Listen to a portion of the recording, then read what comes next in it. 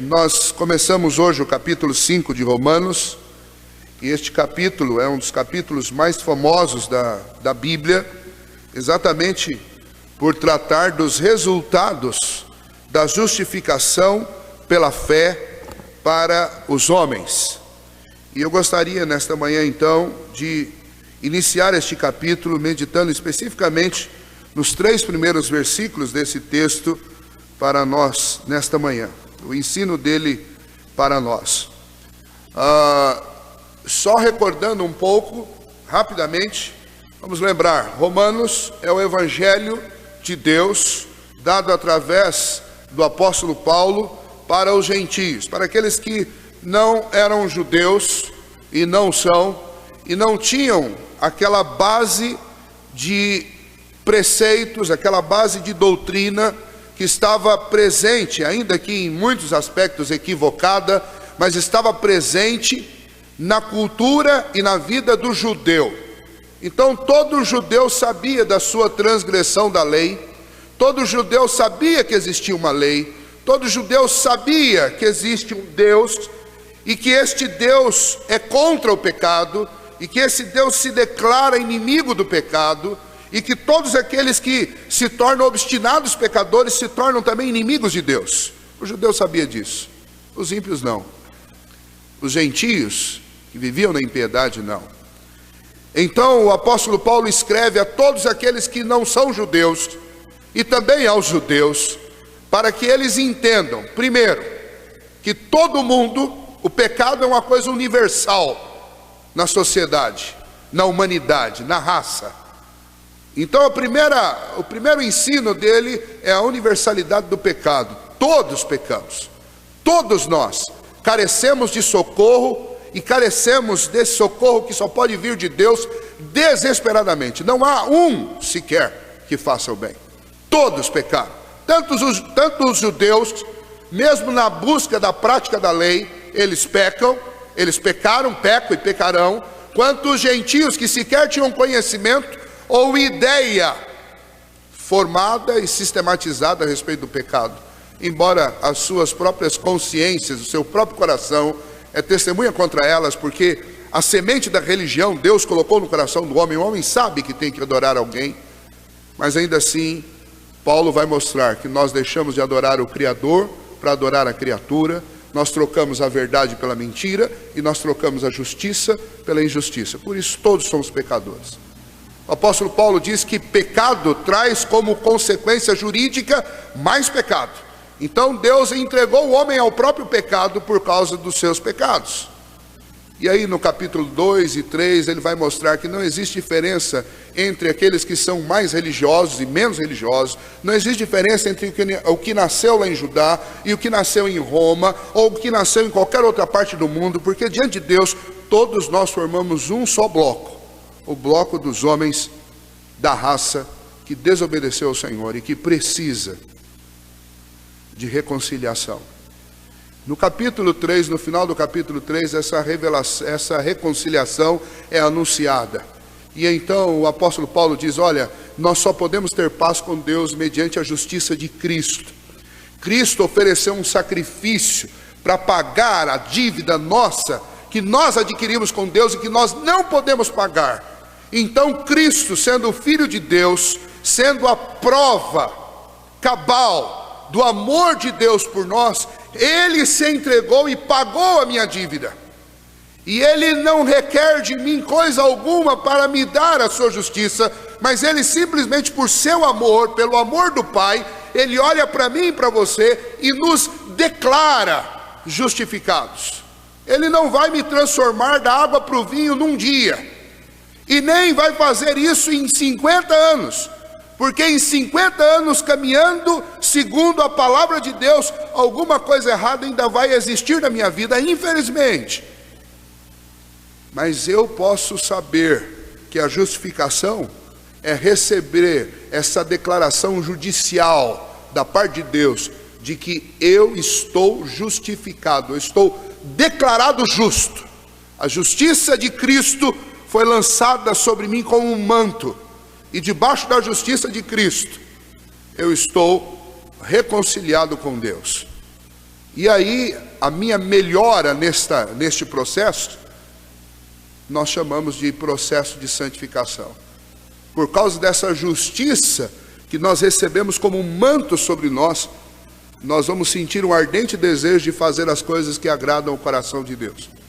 E então, com o passar dos anos, nós vamos abandonando as obras injustas, nós vamos abandonando as mentiras, nós vamos abandonando as impiedades e vamos nos aproximando do caráter de Cristo.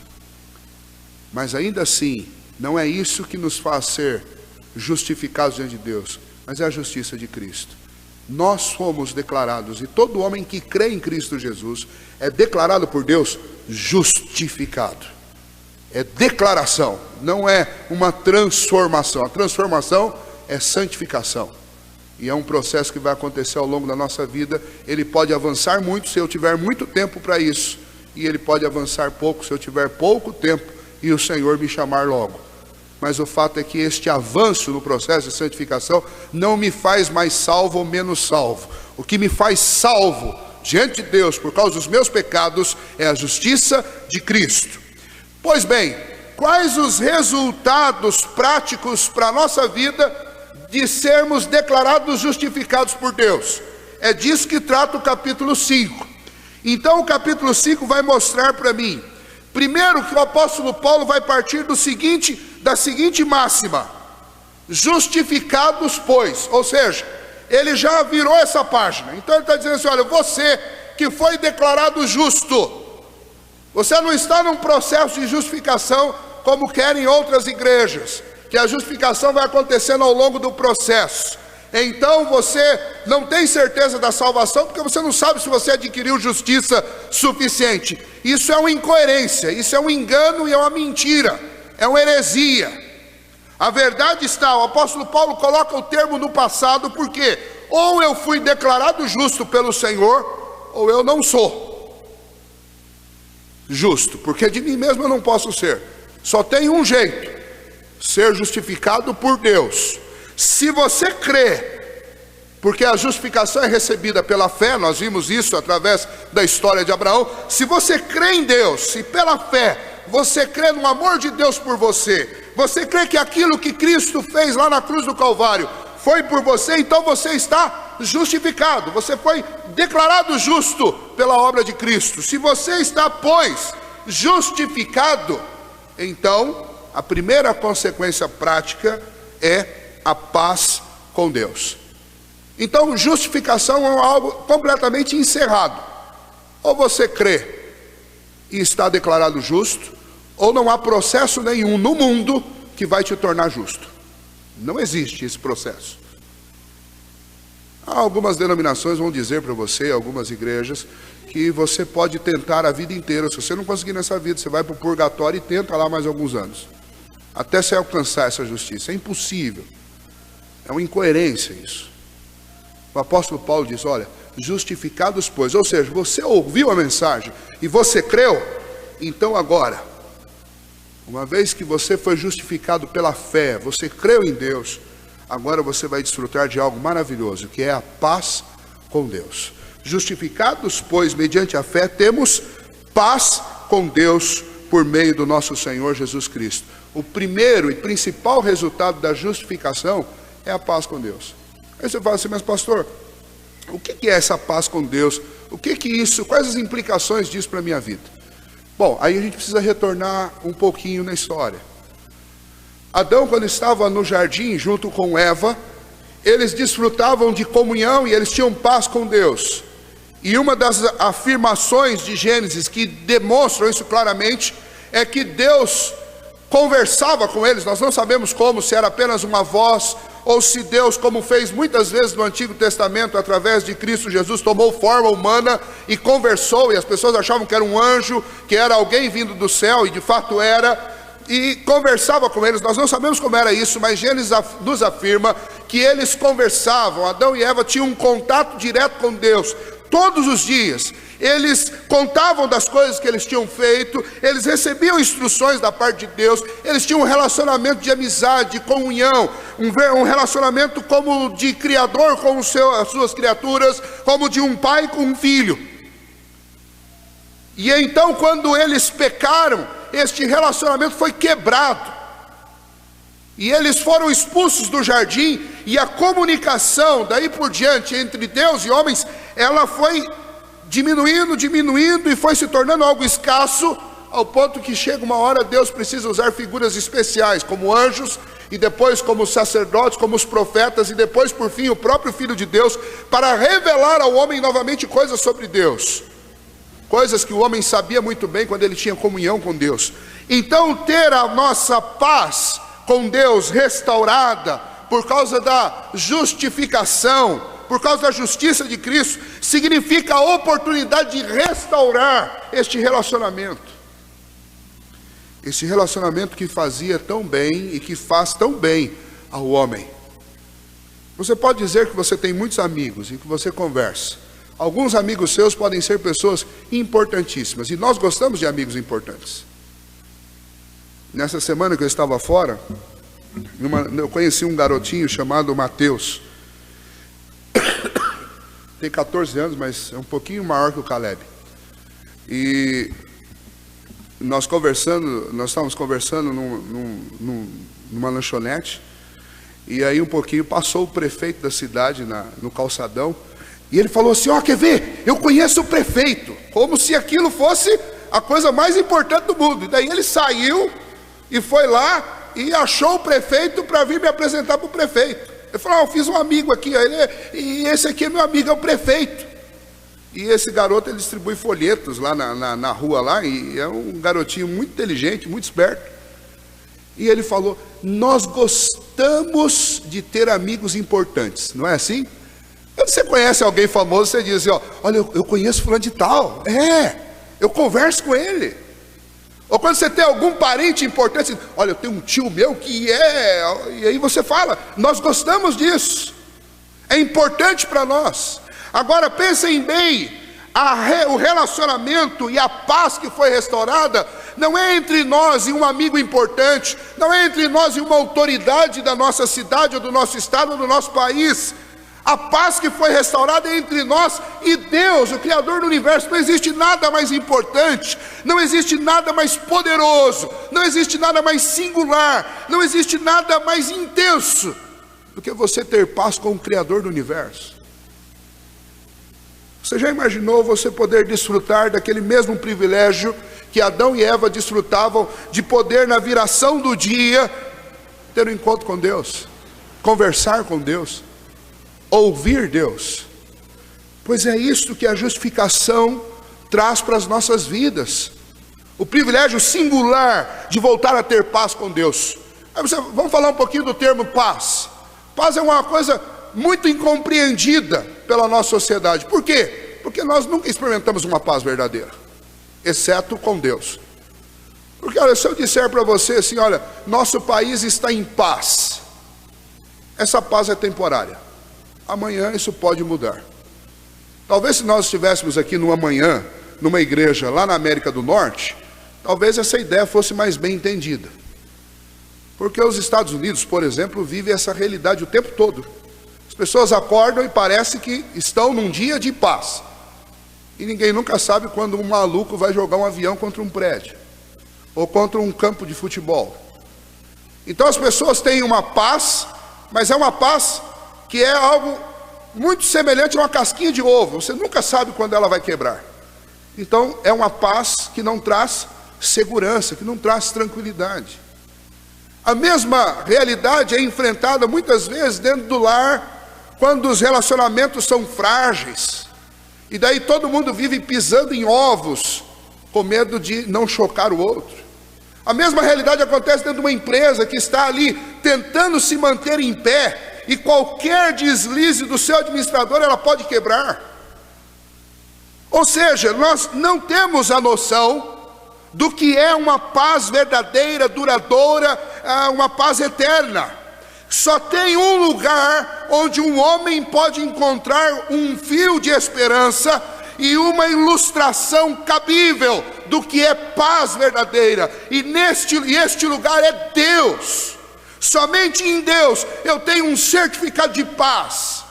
E ainda assim muitas pessoas com mau entendimento da teologia querem quebrar isso, E eu cresci com um conhecimento equivocado a respeito do que é ter paz com Deus, porque eu cresci e fui educado dentro de uma igreja que ensinava que se por um acaso eu morresse no momento em que eu tivesse feito alguma coisa errada ou pensado alguma coisa ruim, eu não iria para o céu. Mas que paz é essa?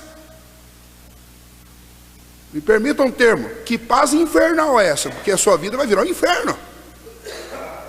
Porque a cada mau pensamento seu, não importa onde você esteja, você tem que parar, dobrar o seu joelho e começar a fazer penitência, pedir perdão, porque... E o pior, se for uma morte súbita, você está lascado.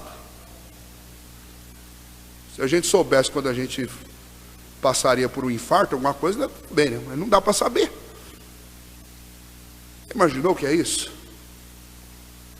Isso é o mau entendimento das Escrituras, porque quando nós cremos no amor de Deus, e recebemos da parte dele a declaração de justificado, nada mais pode nos separar do amor de Deus que está em Cristo Jesus, porque quando Deus olhar para mim, mesmo que seja no último instante da minha vida, e mesmo que eu esteja morrendo, fazendo alguma coisa errada, Deus não vai enxergar o meu pecado, Ele vai olhar a justiça do Filho dele que está sobre minha vida.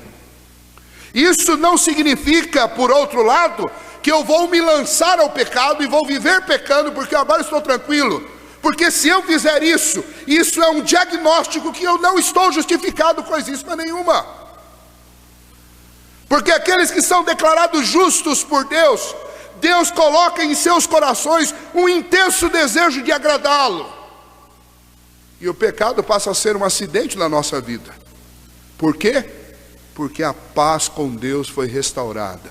E se eu estou com paz, eu estou vivendo com paz com Deus, eu não vou viver com desejo, com um vício terrível do pecado. Mas o pecado torna-se apenas um acidente de percurso na minha vida. Um acidente, infelizmente, que todos nós estamos sujeitos, mas é um acidente, não é uma prática. Por isso que João diz: filhinhos, não viveis, e eu estou parafraseando obviamente, na prática do pecado. E daí ele diz: mas se porventura alguém pecar, lembra, nós temos advogado junto ao Pai, Jesus Cristo, o justo. É isso que nós aprendemos.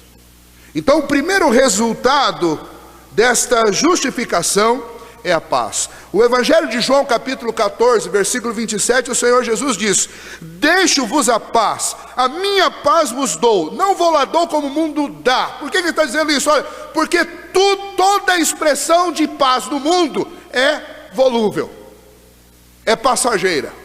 Por isso Jesus diz: eu não dou paz para vocês como vocês veem paz no mundo, mas a paz que eu dou é para que o coração de vocês não seja turbado, não se turbe o vosso coração, nem se atemorize.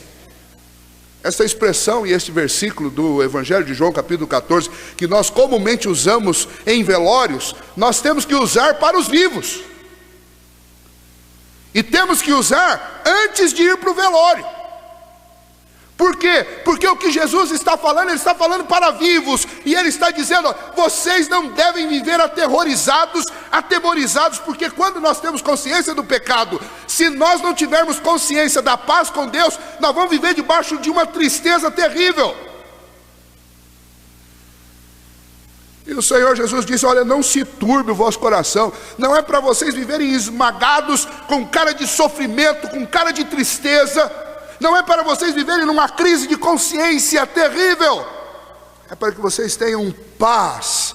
Não se turbe o vosso coração, nem se atemorize, nem os outros e nem eu mesmo posso tirar essa salvação de mim. Eu gosto sempre de usar essa frase. Ninguém pode tirar a sua declaração de justiça, nem você mesmo. Porque quando o Senhor nos conquista, Ele nos conquista, entre outras coisas, Ele nos conquista de nós mesmos. Por isso que Paulo diz: e não sabeis que não sois de vós mesmos, mas sois templo, santuário de Deus? Eu não sou de mim mesmo, nem eu. posso roubar a minha paz com Deus.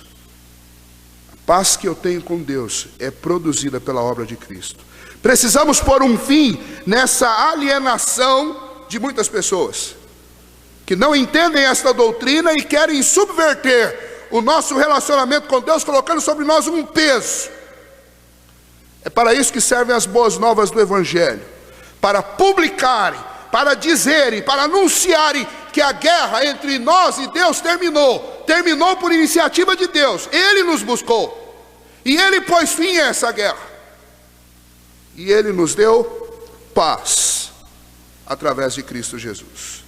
Um segundo resultado da justificação pela fé é o acesso a Deus. Veja, justificados, pois, mediante a fé, temos paz com Deus, por meio do nosso Senhor Jesus Cristo, por intermédio de quem obtivemos igualmente acesso pela fé a esta graça na qual estamos firmes.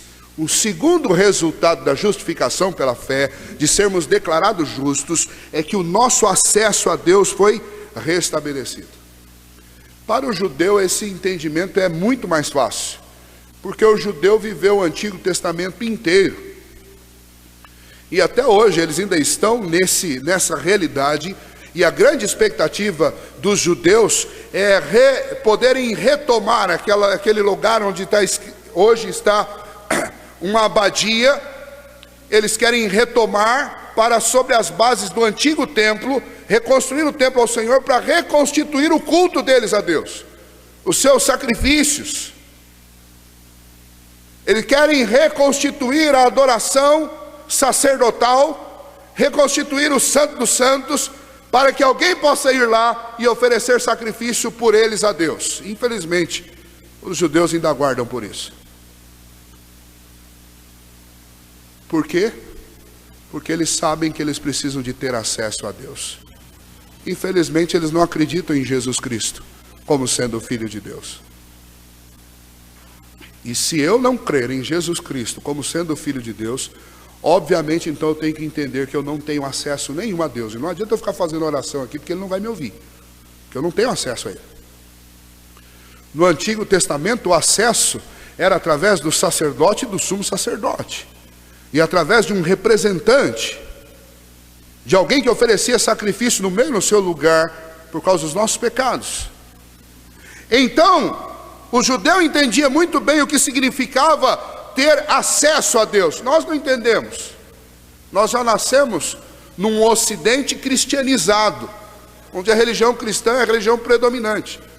Nós nascemos numa sociedade que está acostumada, cada um do seu jeito, a falar alguma coisa para Deus e ter a certeza, com muita convicção, com pouca convicção, ou sem convicção nenhuma, de que Deus está ouvindo.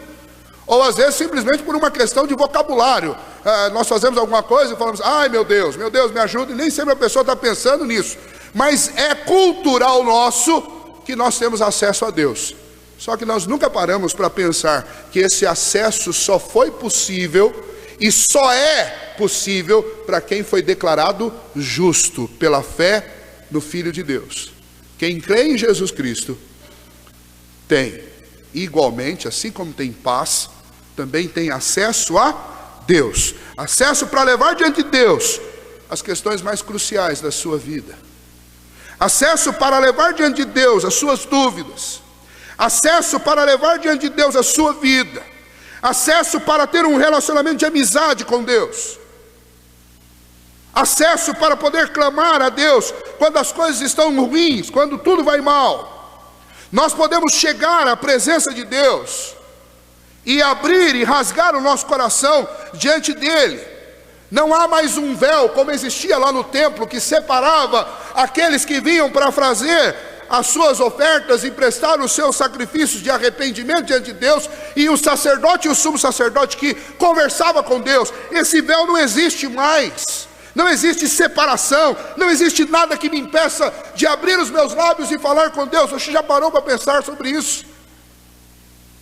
Já parou para pensar que na época destes irmãos do Antigo Testamento, quando eles tinham praticado algum tipo de pecado, eles não podiam nem sequer fazer oração e pedir sozinhos por perdão de pecados. Eles precisavam ir conversar com o sacerdote, levar uma oferta, contar com que o sacerdote fosse lá e oferecesse o sacrifício. E tem um detalhe que a gente quase nunca cita sobre isso, mas quando o sacrifício era um sacrifício pelo pecado da coletividade, pecado de uma família, pecado de uma cidade, de um povo, de uma tribo, esse sacrifício só era concretizado depois de ter sido imolado o novilho, depois de ter sido imputado sobre ele a culpa. Então o representante tinha que colocar a mão sobre a cabeça. Eram 2 novilhos, um era aquele que ia pagar o preço, ele seria morto, ele ia comprar o pecado, e o outro era o emissário. Você colocava a mão sobre a cabeça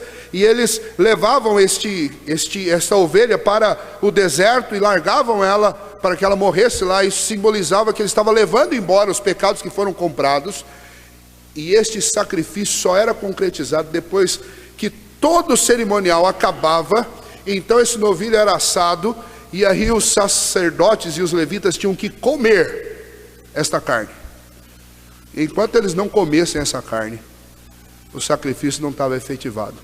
Você já parou para pensar que para receber o perdão de um pecado, você tinha que contar até com a alimentação do levita daquilo que você tinha oferecido no altar?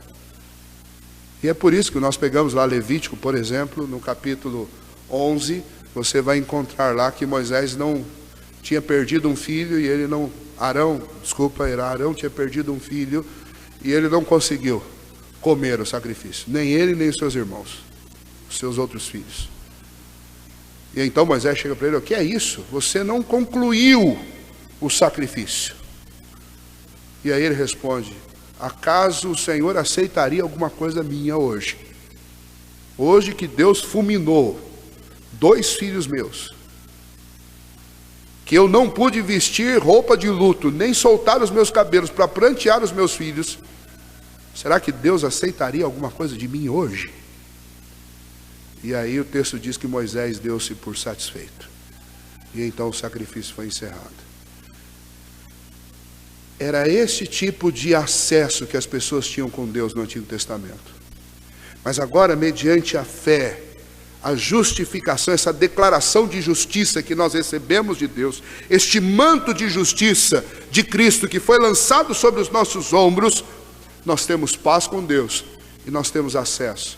Eu posso pegar minhas dúvidas lá no meu quarto, ou dentro do meu carro, ou onde quer que eu estiver, fazendo minha caminhada, eu posso conversar com Deus. E Deus vai me ouvir, e Deus vai me responder, vai responder no meu coração, vai responder na minha mente, vai falar comigo quando eu vou ler as Escrituras, vai falar comigo quando eu estiver conversando com uma pessoa, e Deus vai usar para me aconselhar. Mas nós temos acesso a Deus. Não há mais uma dívida que nos impeça de conversar com Deus, não há mais uma porta fechada. Nós recebemos igualmente acesso a Deus pela fé. Nós recebemos acesso à graça maravilhosa do Senhor.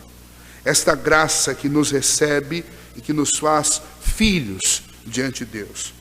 E eu quero encerrar falando sobre isso, porque hoje nós comemoramos o Dia dos Pais, mas o maior presente, quem deu, não foi o filho para o pai, mas foi o pai para o filho.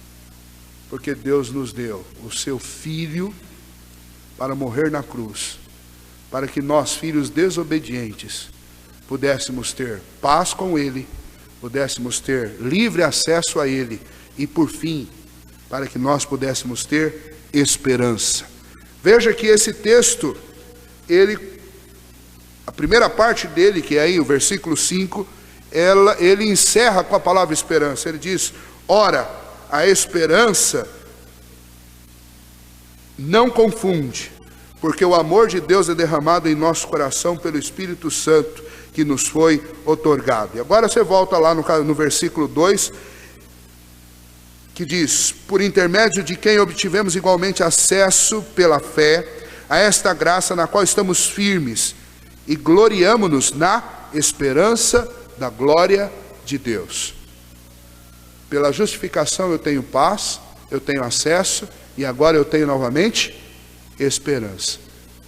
Há um ditado que diz que quando um homem perde os seus sonhos, perde a sua esperança, ele morre. Não existe vida sem esperança. Quando nós não temos expectativa nenhuma, quando nós não temos esperança nenhuma, nós também não estamos vivos.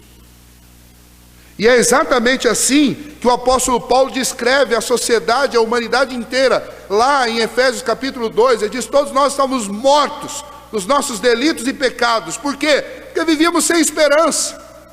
Vivíamos sem paz com Deus, sem acesso a Deus, inclinados e completamente seduzidos ao pecado, vivendo segundo o príncipe deste século, mortos. Agora o Senhor nos dá esperança. Então, quando eu digo que alguém está justificado, foi declarado justo por Deus, significa que novamente acendeu-se a chama da esperança, as portas se abriram e eu posso ver uma luz no fim do túnel. Por quê? Porque novamente eu tenho esperança. O Senhor restaurou o meu coração, me fez sentir desejo novamente. O que move uma grande nação? O que move um povo? Senão a esperança. Aí eu vou brincar com vocês, vocês vão rir porque na verdade eu estou brincando comigo mesmo. O que faz um corintiano comprar uma camisa do Corinthians? Esperança que um dia vai ganhar a Libertadores. Aí eu brinquei com alguém, eu falei assim: ó, vou ser pastor dessa igreja até o Corinthians ganhar a Libertadores. Só para ver se eu animo alguém a orar por isso, né? Quem sabe, né? Alguém fala assim: ó, não quero, o pastor vai lá, vamos pedir logo para a Libertadores ser ganha pelo Corinthians. O que move uma nação? Por que as pessoas... Nós não falamos, a nação inteira agora está se movendo atrás do quê? Os empresários, principalmente no ramo do turismo, ramo hoteleiro, estão vivendo todos em função da Copa, né? 2014. Então o país está construindo, o país tem que mostrar para o mundo que está se desenvolvendo, tem que mostrar para o mundo que tem uma economia forte. Por quê? Porque tem uma Copa. Mas depois da Copa vão surgir outras coisas. E as pessoas vivem assim. O que move as pessoas, o que move uma nação, o que move um grupo, o que move um clube, o que move uma igreja é a esperança. Quando eu não tenho esperança, eu não saio do lugar. Por isso a obra que o Senhor fez em nosso favor, além da salvação, que é algo fantástico e é aquilo de maior que nós podemos ter na obra da salvação, existem outras coisas nesse pacote que são fundamentais para a vida da gente, e entre elas é a esperança. Por isso que a igreja, o povo de Deus, é um povo diferente. Por isso que como um cristão, eu tenho que mostrar essa diferença, porque minha vida não está sem motivo, parada, estagnada no tempo, mas há esperança. Por isso que as nossas orações não podem abrir mão de citar o céu. Por isso que as nossas conversas não podem deixar uma lacuna no que diz respeito àquilo que eu espero, aquilo que é a expectativa da minha vida. A expectativa da minha vida é o céu. Eu posso conquistar muitas coisas aqui, eu posso lutar por muitas coisas aqui, mas não há nada mais desejado para o coração de um cristão que tem paz com Deus, que tem acesso a Deus, do que a esperança da glória de Deus, a esperança do céu. O apóstolo Paulo diz que até a criação tem uma ardente expectativa pela revelação dos filhos de Deus. Por quê? Porque no dia que isso acontecer, até a criação vai ser redimida do seu estado. Porque a criação hoje geme por causa do estado em que ela está. E ela está nesse estado por causa dos nossos pecados. Então ela aguarda pelo dia em que os filhos de Deus serão revelados. Isso é que está lá em Romanos capítulo 8, do versículo 18 a 22. Irmãos, esperança. Quando eu falo de justificação pela fé, estou dizendo que Deus nos deu esperança. O nosso Pai nos deu esperança. Um filho tem muitas esperanças quando o pai diz que vai fazer uma coisa, porque quando um pai diz que vai fazer uma coisa para o filho, ele faz. E quem disse para nós que nos levaria e que nos daria uma vida nova, eterna, sem lágrimas, foi o nosso Pai. E por isso eu posso ter esperança. Que Deus nos ajude a guardar esta lição impressionante, que é a lição do resultado da justificação, de ser declarado justo. Se eu fui declarado justo por Deus, se eu creio nisso, então eu tenho paz com Deus, eu tenho acesso a Deus, a sua graça maravilhosa, e eu tenho esperança. Você crê nisso? Você crê que foi justificado pela fé? Você crê nisso? Se você crê, então, desfrute da paz que você tem com Deus, do acesso ao Senhor e todas as suas graças. E desfrute desta gloriosa esperança que nos move na vida. Amém?